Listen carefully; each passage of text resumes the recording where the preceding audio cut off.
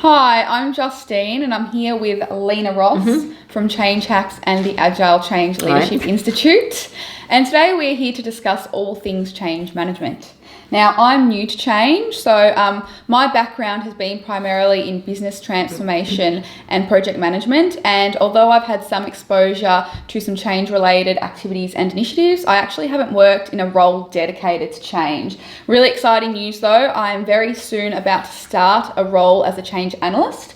So today I want to ask Lena some questions because, you can do all this reading with change and learn from textbooks, but it's really about the experience someone has with the field. So Lena Ross has had many years of experience with change management. So today I want to ask her some things that she wished she had known at the start of her change career or change journey.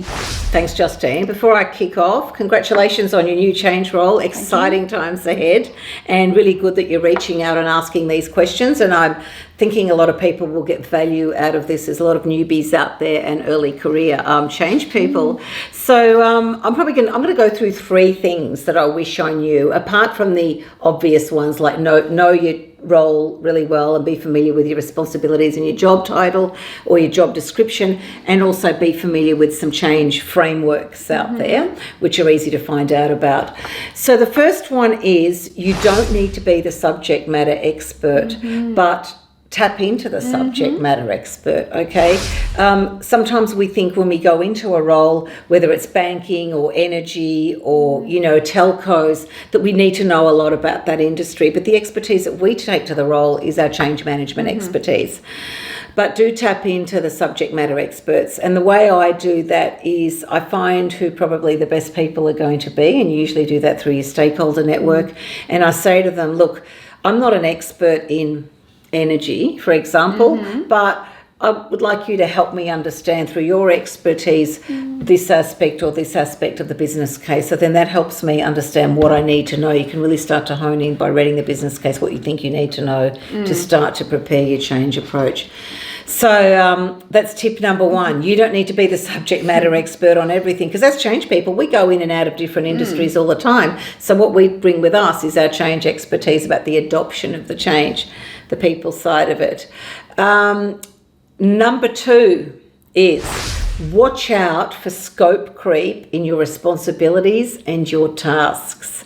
Now, what I mean by that is sometimes when project managers don't know who to allocate a task to, it often lands in the laps of the change consultant. And if an organisation is not very mature in change management and don't really understand the role of change management, this will become more frequent and more likely to happen. So a couple of examples. In my very first change role, I was asked to do the risk-reward assessment. As I did a little bit of research into project manager roles, I realised that was really up to the project manager or someone or more like a risk SME to do that. So I had to go back and say, look, I don't really think I'm the right person for this. I don't think I'm going to do the project or you justice by completing a risk reward assessment. So really knowing what the boundaries are or what your role is in change. And the other one that happens a lot, it's really useful to be mindful of, especially if you're on a system implementation project, is this thing called a change request. A change request is something that happens to a system change, and it's a request that comes through the technology aspect of the change. So this is really about implementation, not about the people adoption of the change, but it's because it's got the word change in it. Guess where it usually goes? Oh, the change manager will know about that. So just be mindful of that. And so you can actually call that this is a change request. This isn't really about the people adoption side of the role. So that's number two. Watch out for scope creep in your responsibilities and your tasks. The third one that I think is really valuable to know for early change career people, newbies, and possibly even experienced ones ask me this question is, how do I influence without authority? You've got to do a lot of influencing with your stakeholders and helping people shift mindsets and behaviours. And here you are as a change consultant without a formal role title that says manager or, something really impressive or senior. So there's a couple of things you can do here. One is you can model a lot of behaviours and adopting a lot of practices that you want people to eventually. Some examples of when I've been in change roles and really had short stints and had to influence very quickly is I will start to use things like Kanban in my day-to-day practice, or working out loud to engage stakeholders, and then that gets the curiosity going around, what are you doing? Like, this is interesting. And I go, well, this is something we can all do to kind of engage people in the change. So modelling. Another one is to frame anything you're doing as an experiment. So you're managing stakeholder expectations and giving yourself a little bit of wiggle room if it doesn't really turn out the way you want it to, right? So, but you're also modelling that you're comfortable doing that, and maybe failing is okay as well, or maybe not getting something right the first time is okay. So I frame things. I want to try something new. It's an experiment. Let's try it out and see how we go. So it's framing and the language you use. And the third one, which is I think really important, is find who the hidden influencers are in the organisation. I call them hidden influencers because it might not be the ones with role title or who you think, like, the big hitters. These are people who are good at networking. They have a lot of influence in social media networks like Yammer perhaps, or MS Teams, and they are very good at connecting people with people. You will soon find out who they are, especially if you're looking for them, and if you don't, ask around, like who are the networkers and movers and shakers around here who aren't senior leaders, and tap into them and maybe get them on board as change advocates or change champions.